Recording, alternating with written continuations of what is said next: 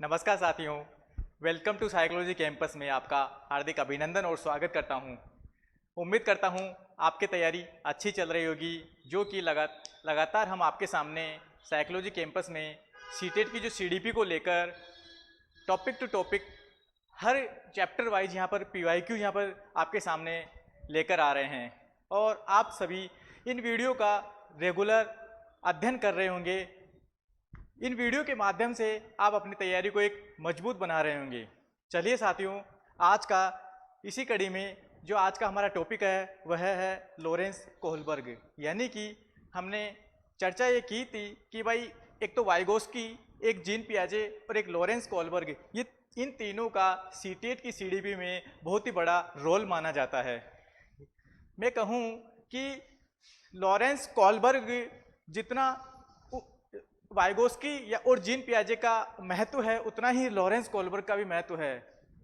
बात करते हैं लॉरेंस कोहलबर्ग की कि इन्होंने हमारे जो सिलेबस में इन्होंने क्या महत्वपूर्ण हमें क्या कौन से सिद्धांत की इन्होंने बात की है। इन्होंने यहाँ पर बात की है नैतिकता को लेकर। इन्होंने बताया है कि बच्चे के अंदर जो मॉरल डेवलपमेंट जो होता है, नैतिक विकास होता है, उसी की यहाँ पर बात की है कि नैतिकता का सिद्धांत जो लॉरेंस कोहलबर्ग के द्वारा दिया गया है कि एक इन्वायरमेंट के अंदर विद्यालय के कक्षा में, चाहे वो फैमिली में हो, विद्यालय में हो, कि किस तरह बच्चे में नैतिकता का विकास होता है और कौन सी स्टेज पर और कौन से लेवल पर नैतिकता यहाँ पर बढ़ती जाती है। जी हाँ साथियों, लॉरेंस कोहलबर्ग के द्वारा नैतिकता की मैं बात करूं तो 3 स्टेज इन्होंने बताई है, यानी कि 3 स्टेज। पहली स्टेज इन्होंने बताई है कि पूर्व जो परंपरागत स्तर है इसकी बात इन्होंने की है, जिसमें जो बच्चा होता है 3 वर्ष से लेकर के 10 वर्ष तक की बच्चे की एज होती है। इसमें बच्चा दंड और आज्ञाकारी का फॉलो करता है और समाज के अंदर बच्चा यानी कि अपनी चीज़ों को सीखता है। दूसरी बात की इन्होंने परंपरागत स्तर की, जिसकी एज इन्होंने बताई 10 वर्ष से लेकर के 13 वर्ष तक की इन्होंने बताई। उसमें बताया कि बच्चा जो भी कुछ सीखता है, समझता है और डेवलप करता है, वह सारा समाज के अकॉर्डिंग ही करता है। इसमें समाज के नियम कानून कायदे ही बच्चा फॉलो करता है। सबसे लास्ट की स्टेज इन्होंने बताई 3rd नंबर की, जो कि उत्तर परंपरागत अवस्था इन्होंने बताई। पोस्ट कन्वेंशनल जो स्टेज इन्होंने बताई है वह सबसे लास्ट की स्टेज है। इस अवस्था में बच्चा 13 वर्ष से ऊपर का इसमें माना जाता है, जिसमें बच्चा क्या करता है कि मतलब किशोरावस्था बच्चे की यहाँ पर स्टार्ट हो जाती है। इसमें बच्चा समाज की न मानकर समाज की जो विचारधारा हैं उनके विपरीत बच्चा यहाँ पर जाता है और खुद की अपनी जो जिज्ञासा होती है समाज में उसको लागू करने की यहाँ पर कोशिश करता है। तो देखते हैं कि लॉरेंस कोहलबर्ग की जो नैतिकता के जो नियम है, उनके जो मॉडल है, इस मॉडल में से किस तरह के क्वेश्चन आपको पिछली एग्जाम में पूछे गए हैं और पूछे जा सकते हैं। करते हैं चर्चा आज के वीडियो में। आज के वीडियो को सभी लोग लाइक, शेयर और सब्सक्राइब करेंगे। बढ़ते हैं हमारे आज के पहले क्वेश्चन की ओर।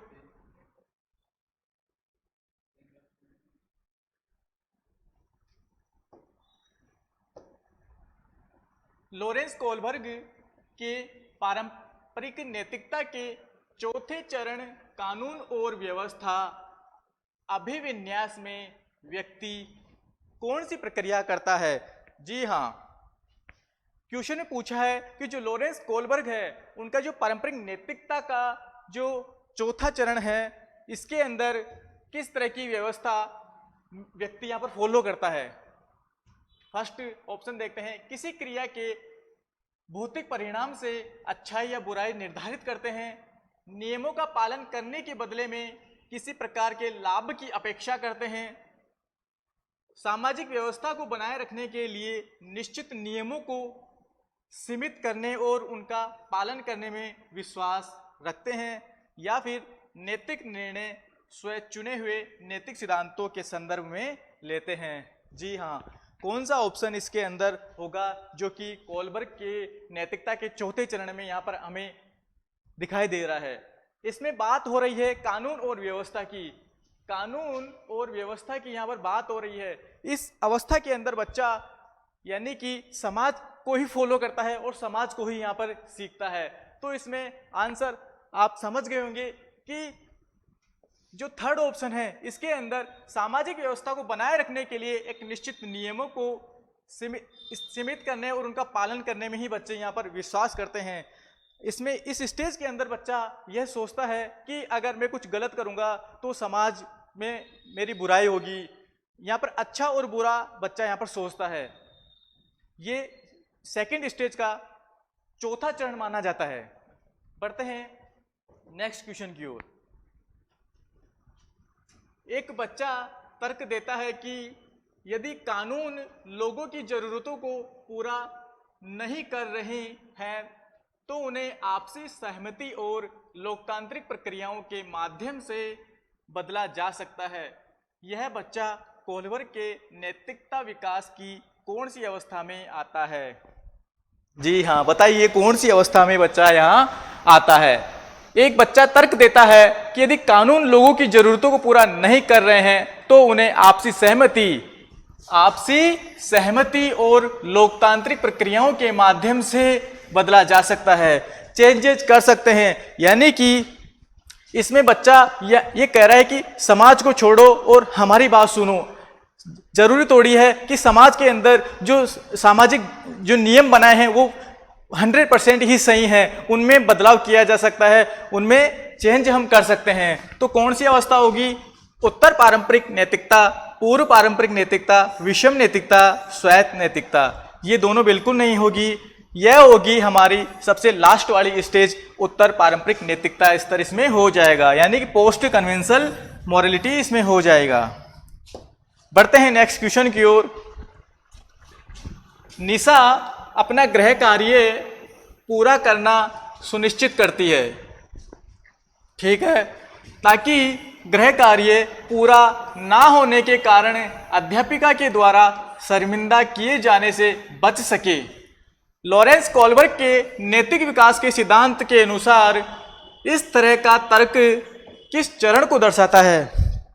एक बच्ची है निशा, वह अपना जो स्कूल का होमवर्क है अगर वह नहीं करेगी तो टीचर उसको क्लास में सबके सामने अगर पूछेगी कि गृह कार्य क्यों नहीं किया है तो निशा को यहाँ पर शर्मिंदगी महसूस होगी। यह एक स्टूडेंट को, एक बच्चे को शर्मिंदगी महसूस होना, सबके सामने उसका मजाक उड़ाना, ये कौन से चरण में आता है कोलबर्ग के अनुसार? जी हाँ, यह बच्चे जो अपने खुद को अच्छा बुरा इसमें मानते हैं वो कौन से स्टेज है? देखते हैं, पूर्व परंपरागत, परंपरागत, उत्तर परंपरागत या फिर औपचारिक परंपरागत।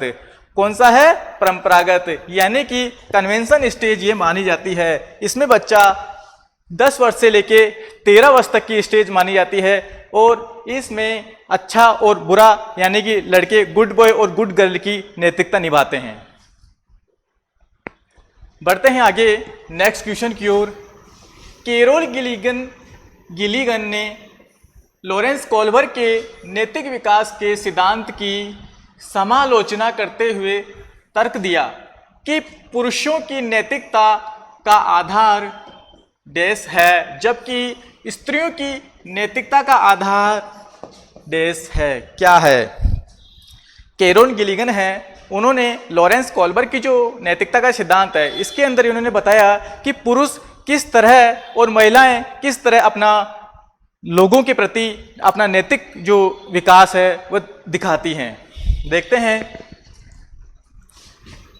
न्याय, देखभाल, देखभाल, न्याय, भलाई, त्याग, त्याग या भलाई। जी हाँ, देखते हैं कि पुरुषों की जो नैतिकता का जो आधार माना गया है लॉरेंस कोलबर्ग के अनुसार वह है त्याग, न्याय, यानी कि जस्टिस। जो पुरुष होते हैं वो जस्टिस यानी कि न्याय पर खरे उतरते हैं, जबकि स्त्रियों की नैतिकता का आधार माना है देखभाल यानी केयर को इन्होंने माना है। तो ऑप्शन नंबर फर्स्ट हो जाएगा। देखिए किस तरह कोलबर्ग ये कहते हैं कि जो पुरुष होते हैं ये पुरुष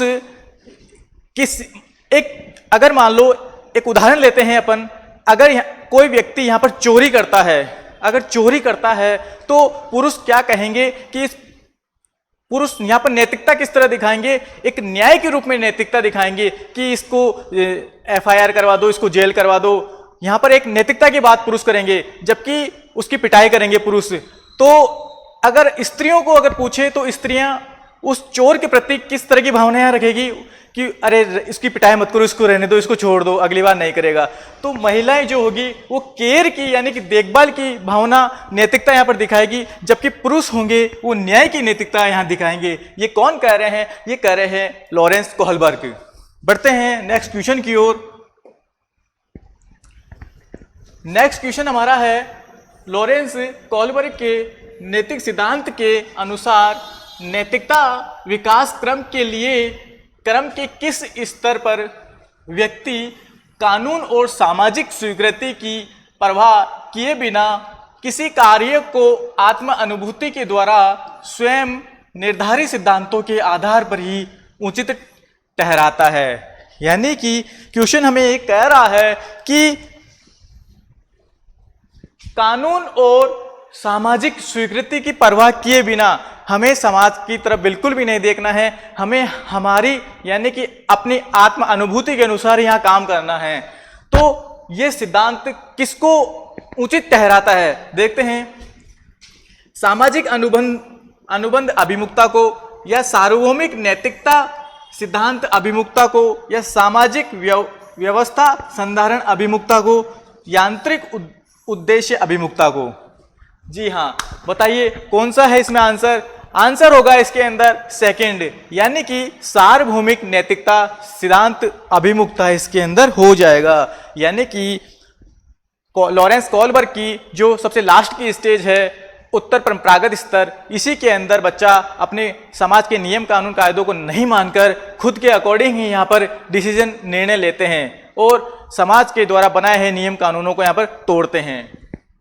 ऑप्शन नंबर सेकंड। बढ़ते हैं नेक्स्ट क्वेश्चन की ओर। कोहलबर्ग के अनुसार सही और गलत के प्रश्न के बारे में निर्णय लेने में शामिल चिंतन की प्रक्रिया को कहा जाता है। क्या कहा जाता है? कोहलबर्ग के अनुसार सही और गलत के बारे में निर्णय लेने में शामिल चिंतन जो प्रक्रिया है वो क्या कहा जाता है, उसको देखते हैं। सहयोग की नैतिकता, नैतिक तर्कणा, नैतिक यथार्थवाद या नैतिक दुविधा। बताइए सही और गलत बच्चा यहाँ पर डिसीजन ले रहा है तो वह चिंतन प्रक्रिया कौन सी होगी इसके अंदर? वह होगी नैतिक सहयोग की नैतिकता यहाँ पर हो जाएगी। एथिक्स ऑफ कोऑपरेशन यहाँ हो जाएगा। बढ़ते हैं अगले क्वेश्चन की ओर। लॉरेंस कोहलबर्ग के अनुसार नैतिक विकास के स्तरों का सही क्रम क्या है? यहाँ हमें सही क्रम बताना है। देखते हैं पूर्व पारंपरिक स्तर और उत्तर पारंपरिक स्तर। यानी कि फर्स्ट ऑप्शन ही बिल्कुल राइट कह रहा है। सबसे पहले प्री कन्वेंशनल, कन्वेंशनल और पोस्ट कन्वेंशनल स्टेज, यानी कि फर्स्ट ऑप्शन इसमें राइट हो जाएगा। ये तीनों की तीनों स्टेज एक क्रम वाइज लॉरेंस कोहलबर्ग के द्वारा दी गई है, जो हमें अक्सर एग्जाम में पूछ ली जाती है। अगला क्वेश्चन है, लॉरेंस कोहलबर्ग के नैतिक तर्क के किस स्तर पर बच्चे आमतौर पर मानते हैं कि लोगों को समाज की अपेक्षाओं पर खरा उतरना चाहिए और अच्छे तरीकों से व्यवहार करना चाहिए? यह किस स्टेज की यहाँ पर बात हो रही है कि लोगों को यहाँ पर समाज की अपेक्षाओं पर ही खरा उतरना चाहिए और अच्छे तरीकों से व्यवहार करना चाहिए? किस स्टेज की यहाँ पर बात की जा रही है? देखते हैं। उत्तर सक्रियात्मक स्तर की बात हो रही है, या पूर्व पारंपरिक स्तर की बात हो रही है, या पारंपरिक स्तर की हो रही है, या पूर्व सक्रियात्मक स्तर की हो रही है? कौन से स्तर की बात इसके अंदर हो रही है? वह देखिए यहां हो रही है पारंपरिक स्तर, यानी कि कन्वेंशन लेवल की यहां बात की जा रही है। जी हां, इस स्टेज के अंदर जो बच्चा होता है वह समाज के नियम कानून कायदों को ही फॉलो करता है और उसी के अकॉर्डिंग यहां पर डिसीजन लेता है। जी हां, बढ़ते हैं आगे नेक्स्ट क्वेश्चन की ओर। नव्या, एक बालिका है नव्या, जो खुद को अपनी माँ के द्वारा लाई मिठाई जो मेहमानों के लिए है खाने से रोकती है, यह सोचकर कि खाने से वह पकड़ी जा सकती है। कोलबर्ग के सिद्धांत के अनुसार नव्या नैतिक विकास की किस अवस्था की यहाँ पर बात कर रही है? जी हाँ, घर पर मेहमान आए हुए हैं और नव्या है, जो नव्या की जो मदर है, मम्मी है, वह मेहमानों के लिए मिठाई और नमकीन लगा रही है। तो नव्या उन मिठाई और नमकीन को नहीं खा रही है यहाँ पर, क्योंकि अगर वह मेहमानों के सामने मिठाई और नमकीन खाएगी तो नव्या की यहाँ पर पिटाई हो सकती है। तो इसलिए नव्या अब खुद को रोके हुए है कि जब मेहमान जाएं और फिर उसके बाद मैं यहाँ पर खाना शुरू कर दूं। तो लॉरेंस कोलबर्ग ये कह रहे हैं कि नैतिकता के किस सिद्धांत की यहाँ पर बात हो रही है। देखते हैं ऑप्शन, यांत्रिक सापेक्षता अभिविन्यास, सजा और आज्ञाकारिता अभिविन्यास, सार्वभौमिक नैतिक सिद्धांत अभिविन्यास, अच्छा लड़का और अच्छी लड़की अभिविन्यास। जी हाँ साथियों, इसके अंदर 4 ऑप्शन हो जाएगा। यानी कि नव्या जो है यहाँ पर कन्वेंशनल स्तर की यहाँ पर बात की जा रही है लॉरेंस कोलबर्ग के अनुसार कि इस स्टेज के अंदर जो बच्चा होता है एक गुड बॉय और गुड गर्ल की यहाँ पर अपेक्षा रखता है कि समाज के अंदर उसका अच्छा मैसेज जाए, उसको बुरा और गलत किसी नहीं कहे।